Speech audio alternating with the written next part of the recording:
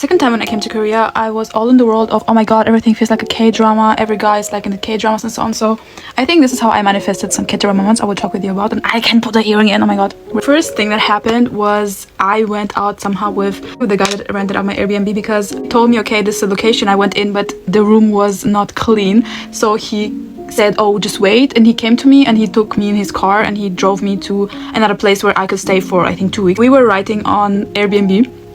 And then he said, oh, if you need something like detergent, then just let me know. Hey, yeah, I need detergent. I want to wash my clothes. And then he said, okay, then I will be there in 1 hour. So I think he just went, bought it, and then he came to me. And then he knocked on the door like this. And I opened it.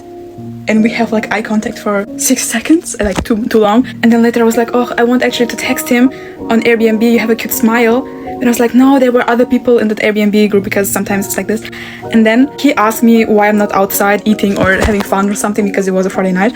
And then I said, oh, I was planning to go with my friend, but my friend isn't answering me, because I really planned to go with my friend in Gangnam the first time clubbing. It was actually so funny. And then I was like, wait a minute, let's be feminine. Then I said, oh, can you please tell me what's the best place to eat? And he gave me one recommendation. It was a Japanese restaurant. I had to drive bus like for 1 hour to get there. But why did he send me a location that's so far away, guys? Wait a minute. And then I said, oh, it's so far. And he said, oh yeah, like it's hard to get there. And then he proposed we can go together. I think he wanted to take me out from the beginning when he saw me, maybe, I don't know. And then we just went to eat and we had some conversations in the car about stuff, but like his English wasn't good. And I just stood there, I was like, what's happening? It was my 4th day or 5th day in Korea. I was like, what the fuck, what's happening here? And then we went eating and he paid for everything, and it was kind of a date, but it was kind of awkward because I mean he rented the Airbnb and everything. And then he even dropped me at Gangnam to meet my friend. I was like, oh yeah, I can drop you at Gangnam. So we went all the way to Gangnam, he dropped me there, and then he went home.